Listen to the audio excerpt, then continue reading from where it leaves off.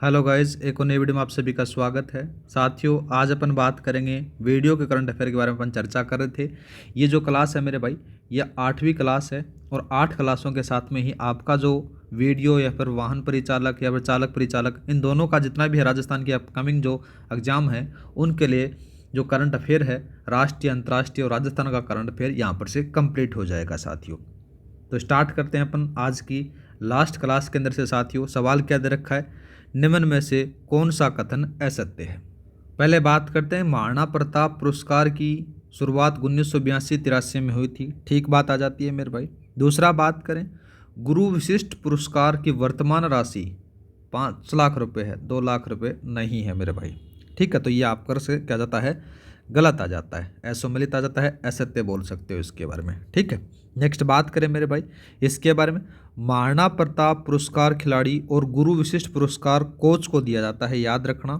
और वह राजस्थान का सर्वश्रेष्ठ पुरस्कार है, ये भी याद रखना साथियों। और इन दोनों की जो राशि है साथियों 5-5 लाख रुपए है, ये भी थोड़ा सा याद रखना। ठीक है, नेक्स्ट बात करते हैं, सवाल क्या दे रखा है, राजस्थान की किस महिला खिलाड़ी ने खेलो इंडिया यूथ गेम्स की रोड साइकिलिंग में स्वर्ण पदक जीता है। तो किसने जीता है मेरे भाई, याद रखना, वो जीता है किसके द्वारा, मंजू चौधरी के द्वारा जीता गया है। मंजू चौधरी ने साथियों 7वें खेलो इंडिया जो यूथ गेम्स हुए थे, कहाँ पर, बिहार में हुए थे। ठीक है, कहाँ पर हुए थे मेरे भाई, बिहार में आयोजित होते हैं, वहाँ पर से रोड साइकिलिंग के अंदर से स्वर्ण पदक जीता है। याद रखना कौन आ जाता है, मंजू चौधरी आ जाता है। ठीक है लाला, नेक्स्ट बात करते हैं। नेक्स्ट सवाल है कि 7वें खेलो इंडिया यूथ गेम्स 2025 में राजस्थान ने शूटिंग में कुल कितने पदक जीते। तो शूटिंग के अंदर से बात करें तो साथियों कितने पदक जीते हैं, याद रखना, यहाँ पर से आपको देखने को मिलेगा वो 7 पदक जीते हैं। कितने जीते हैं मेरे भाई, 7 पदक जीते हैं। अब इनके बारे में बात करें तो 3 तो स्वर्ण हैं। कितने हैं मेरे भाई, 3 तो आपको स्वर्ण देखने को मिलेंगे। वहीं बात करें अपने पास में से कौन कौन से हैं, मयंक चौधरी हैं, उनके द्वारा 2 हैं, और अभिनव चौधरी है, इनके द्वारा 2, 1 जीता जाता साथियों, तो ये 3 हो गए। दूसरा बात करें तो साथियों 2 रजत हैं। क्या मेरे भाई, 2 रजत आते हैं, जिसमें से उद्धव राठौड़ आ जाते हैं और दूसरा विधि शर्मा जाते हैं। और इसी के साथ में साथियों 2 आपको यहाँ पर से क्या देखने को मिल जाते हैं, कांस्य पदक देखने को मिल जाते हैं। इस प्रकार से जो टोटल पदक जीते वो 7 जीते थे। ठीक है, नेक्स्ट बात करते हैं, राजस्थान सरकार ने ऊर्ण भूमि के संरक्षण हेतु गठित उच्च स्तरीय समिति की अध्यक्षता किसके द्वारा की गई। तो साथियों इसकी अध्यक्षता किसके द्वारा की जाती है, JR गोयल के द्वारा की जाती है। नेक्स्ट बात करते हैं, कोटा में प्रधानमंत्री दिव्यांश केंद्र का उद्घाटन किसके द्वारा किया गया। तो किसके द्वारा किया गया मेरे भाई, कोटा केंद्र से बात हो रही है, तो याद रखना कोटा बूंदी के जो सांसद हैं वर्तमान में 18वीं लोकसभा के अध्यक्ष ओम बिड़ला के द्वारा किया जाता है। ठीक, ऑप्शन नंबर आपका सेकंड सही रहेगा।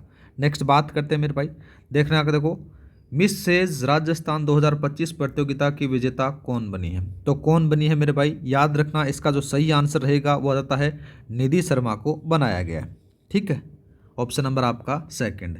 नेक्स्ट बात करते हैं, राजस्थान में भगवान देव नारायण जी के नाम पर पहला कॉरिडोर किस जिले में बनाया जा रहा है। इंपॉर्टेंट लगा लो मेरे भाई, तो कहाँ पर से बनाया जा रहा है, याद रखना, यह आपका देवनारायण जी का जो पहला कॉरिडोर है राजस्थान के अंदर से, ये कहाँ पर से बनाया जा रहा है, तो ये याद रखना साथियों, ये आ जाता है कौन सा, भीलवाड़ा के अंदर से बनाया जाता है।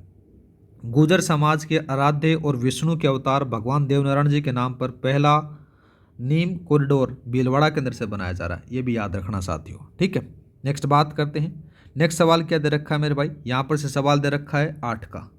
सवाल बात करें तो राज्य का पहला Vande Bharat train coach maintenance depot कहाँ बना रहा है, कहाँ पर बन रहा है मेरे भाई, तो ये याद रखना, ये जो वंदे भारत ट्रेन का जो ट्रेन कोच मेंटेनेंस डिपो है, ये कहाँ पर बन रहा है, ये जोधपुर में बन रहा है। कहाँ पर बन रहा है मेरे भाई, जोधपुर के अंदर से बन रहा है। नेक्स्ट बात करते हैं मेरे भाई, सवाल दे रखा है कि वरिष्ठ नागरिक राष्ट्रीय पुरस्कार 2022 में बाबूलाल मारोठिया को किस क्षेत्र के में योगदान के लिए सम्मानित किया गया। तो किस क्षेत्र के अंदर से सम्मानित किया गया मेरे भाई, हस्तशिल्प कला के लिए सम्मानित किया गया।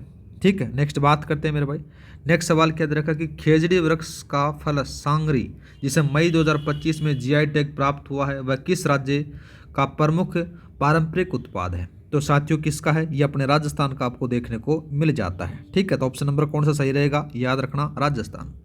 और बात करें तो साथियों राजस्थान के जीआई टैग उत्पादों की जो संख्या है वो टोटल कितनी हो चुकी है, 22 हो चुकी है। ये भी थोड़ा सा याद रखना। नेक्स्ट बात करते हैं मेरे भाई, सवाल दे रखा देखो, राजस्थान के किन सांसदों को सांसद रत्न पुरस्कार 2025 से सम्मानित किया गया? दो हैं, याद रखना। एक नाम आता है मदन राठौड़, दूसरा पीपी चौधरी को सम्मानित किया गया मेरे भाई। नेक्स्ट बात करते हैं 12 का सवाल, कर्षक उपहार योजना के तहत 2025 के पुरस्कारों से सम्मानित किसान कौन है? तो साथियों याद रखना, कर्षक उपहार योजना के तहत 2025 के अंदर से बात करें तो देखो साथियों इनके बारे में बात हो रही है। तो कौन कौन से किसानों के बारे में बात हो रही है? राज्य स्तर पर प्रथम पुरस्कार है श्री गोलू है, उनको मिला है, कोटा से संबंध है। द्वितीय पुरस्कार है साथियों श्री ओम प्रकाश जी को मिला जो हनुमानगढ़ से हैं। और तीसरा जो पुरस्कार है श्री राम भरोस को मिला है, ये कोटा से आपको देखने को मिलेगा।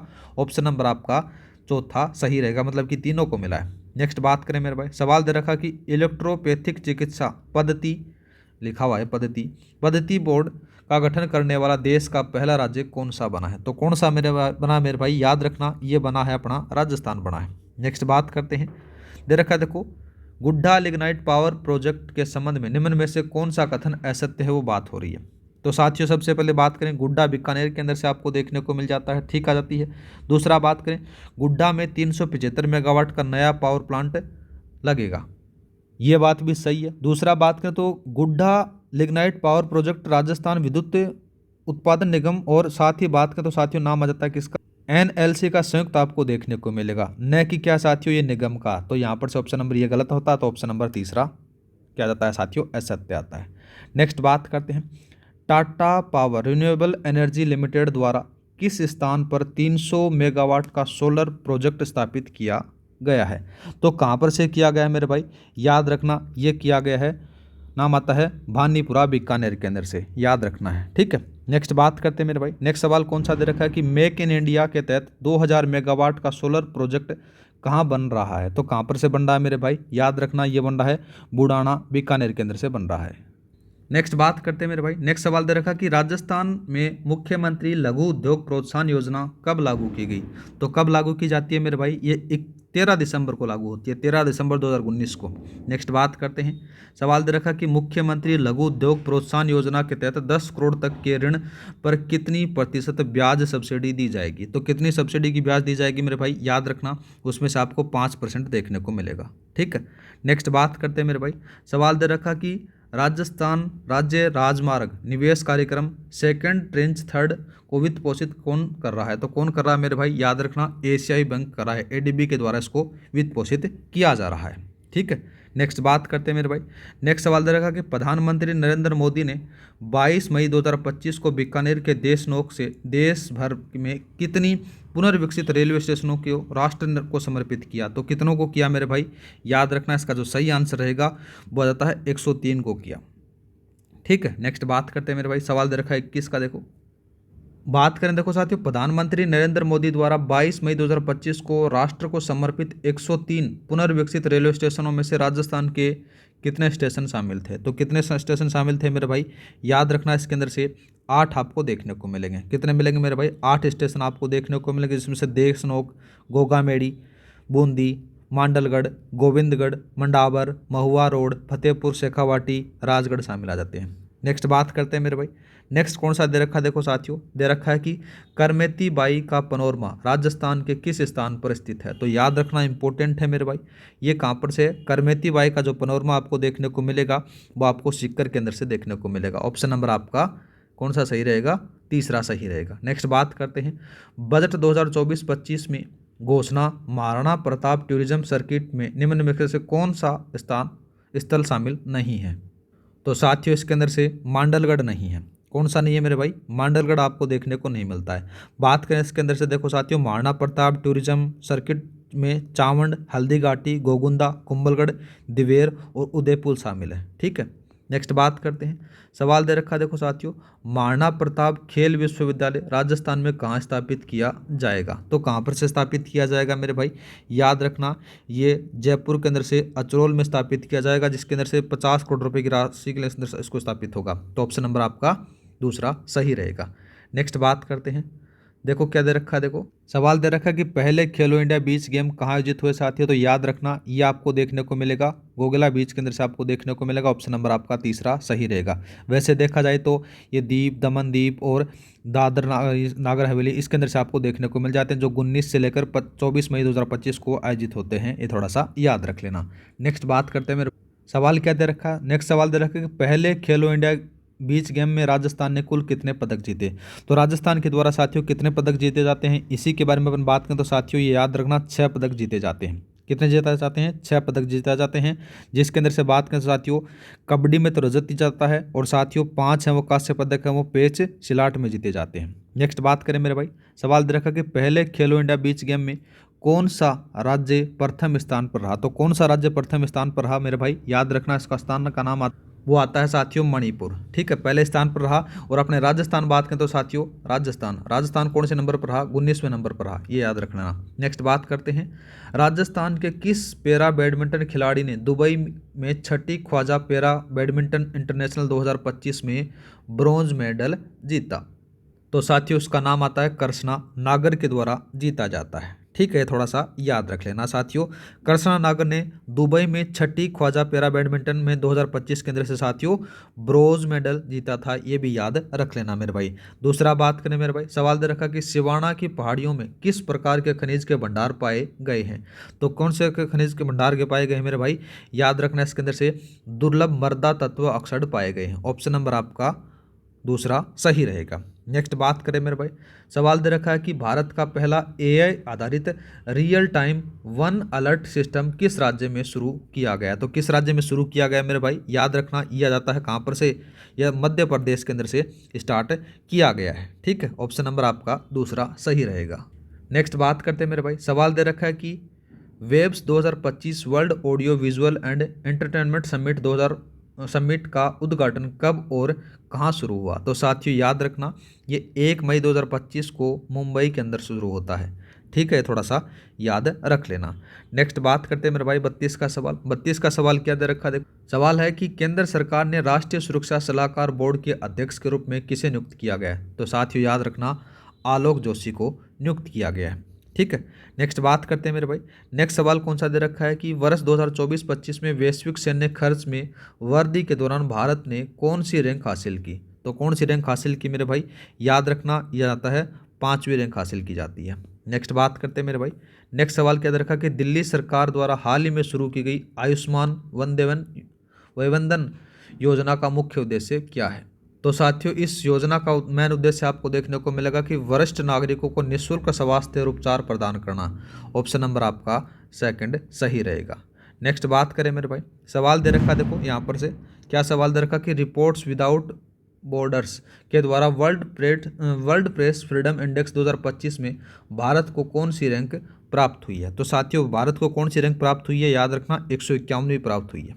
ठीक है, जबकि जो नॉर्वे है वो पहले स्थान पर है। ठीक है, नेक्स्ट बात करें, सवाल दे रखा है 36 का।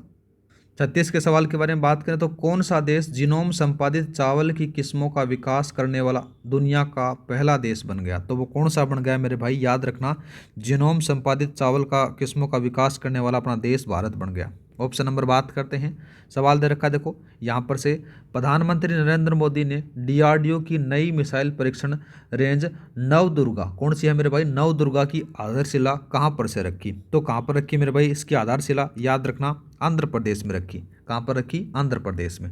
नेक्स्ट बात करते हैं मेरे भाई, नेक्स्ट सवाल क्या दे रखा है इसके बारे में अपन बात करें। देखो केरल सरकार द्वारा शुरू की गई ज्योति योजना कौन सी मेरे भाई, ज्योति योजना का मुख्य उद्देश्य आपसे पूछा गया है। तो ज्योति योजना के बारे में अपन बात करें तो देखो साथियों प्रवासी बच्चों को शिक्षा प्रणाली और आंगनबाड़ियों को में शामिल करना आपको देखने को मिलेगा। ऑप्शन नंबर सेकंड आपको देखने को मिल जाता है। ठीक है, नेक्स्ट बात करते हैं। नेक्स्ट सवाल दे रखा है कि 2025 में कुलपतियों का वार्षिक सम्मेलन कहाँ आयोजित किया गया। तो कहाँ पर से किया गया मेरे भाई, ये तमिलनाडु में आयोजित किया गया। कहाँ पर से किया गया मेरे भाई, तमिलनाडु के अंदर से आयोजित होता है। ठीक है, नेक्स्ट बात करते हैं, राष्ट्रीय शून्य खसरा रूबेला उन्मूलन अभियान 2025-26 की शुरुआत किस केंद्रीय मंत्री ने की थी। तो किसके द्वारा की जाती है साथियों, याद रखना ये की जाती है, तो साथियों याद रखना जेपी नड्डा के द्वारा स्टार्ट की जाती है। नेक्स्ट बात करते हैं मेरे भाई, नेक्स्ट सवाल दे रखा है 41 का। देखो सवाल दे रखा है कि केंद्रीय मंत्रिमंडल ने कितने राष्ट्रीय उत्कृष्टता केंद्रों की स्थापना को मंजूरी दी। कितने को दी मेरे भाई? तो ये याद रखना, केंद्रीय मंत्रिमंडल के द्वारा 5 राष्ट्रीय उत्कृष्टता केंद्रों को मंजूरी दी जाती है। ऑप्शन नंबर आपका सी तीसरा सही रहेगा। नेक्स्ट बात करते हैं, सवाल दे रखा है निम्नलिखित में से किस स्थान पर राष्ट्रीय उत्कृष्टता केंद्र स्थापित करने को मंजूरी दी गई है? तो साथियों चेन्नई में, लुधियाना पंजाब में, भुवनेश्वर ओडिशा में, और एक और आ जाता है। देखो इसी के अंदर से बात करें तो साथियों एक हैदराबाद के अंदर से और है, वो थोड़ा सा याद रखना। हैदराबाद, हैदराबाद कहाँ पर से? तेलंगाना में। ठीक है, तेलंगाना के अंदर से इसको भी स्थापित किया जाएगा। इस प्रकार से ये 4 आपको देखने को मिल जाते हैं। एक और ये देख लेना मेरे भाई कौन कौन से हैं, वैसे मैं बता देता हूँ। यहाँ पर से 5 हैं उनकी संख्या। चेन्नई हो गया, चेन्नई के बाद लुधियाना पंजाब हो गया। एक मेरे भाई कौन सा है? यूपी के अंदर से है। कौन सा है मेरे भाई? कानपुर, कानपुर यूपी के अंदर से। इस प्रकार से जो टोटल है वो 5 उत्कृष्टता केंद्रों की स्थापना की जाएगी और आपका ऑप्शन नंबर इसके अंदर से चौथा सही रहेगा। नेक्स्ट बात करते हैं। नेक्स्ट क्या दे रखा साथियों? ब्रह्मोस मिसाइल उत्पादक इकाई की स्थापना किस शहर में की गई? ब्रह्मोस के बारे में अपन बात हो रही तो साथियों याद रखना, ये आपको देखने को मिलेगा कहाँ पर से? ये आपको देखने को मिलेगा लद्दाख के अंदर से, लखनऊ के अंदर से देखने को मिलेगा। कहाँ पर से? किसकी राजधानी? गोमती नदी के किनारे की गई है। ठीक है, नेक्स्ट बात करते हैं मेरे भाई।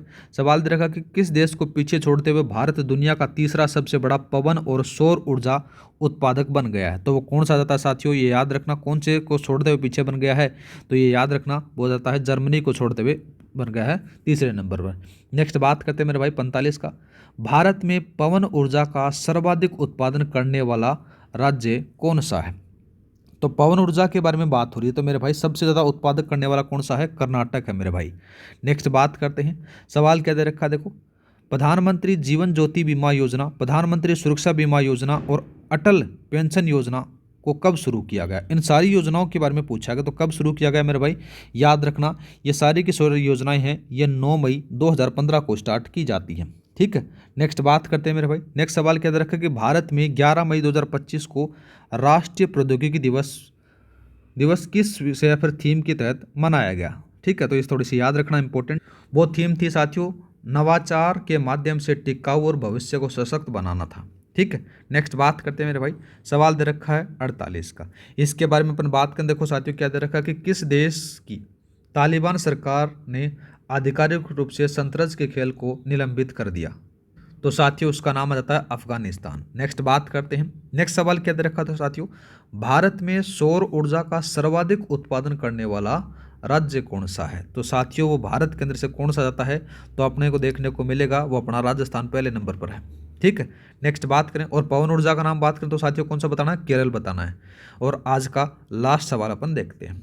लास्ट सवाल के बारे में बात करें तो महाराणा प्रताप टूरिज्म सर्किट के लिए बजट 2024-25 में कितनी राशि पर का व्यय घोषित किया गया? तो कितनी राशि का घोषित किया गया मेरे भाई? याद रखना 100 करोड़ रुपए का घोषणा की गई है। और इसी के साथ में साथियों आपकी जो टॉप 50 वाली श्रृंखला है, वीडियो और साथ ही चालक परिचालक के लिए या फिर राजस्थान की जो भी एग्जाम होंगी जिसके अंदर से राष्ट्रीय, अंतर्राष्ट्रीय और राजस्थान का करंट अफेयर वाली श्रृंखला है वो यहाँ पर से समाप्त हो जाती है। साथियों इसकी 8 क्लास आई हैं, 8 की 8 क्लास देख लेना, ये आपके लिए रामबाण साबित होंगी। करंट का सवाल इससे बाहर नहीं जाएगा, इतना मैंने प्रयास किया है। और साथ ही बात करें तो साथियों आपकी जो टॉप 100 वाली जो MCQs वाली क्लासेस हैं उनको देखना न भूलें साथियों। उनके अंदर से एक एक क्लास के अंदर से अपने एक एक विषय को बढ़िया तरीके से रिवीजन किया है, सारों को अपने MCQs के हिसाब से रिवीजन किया है। साथियों आज के लिए इतना ही, मिलते हैं नेक्स्ट क्लास में। जय हिंद, जय भारत।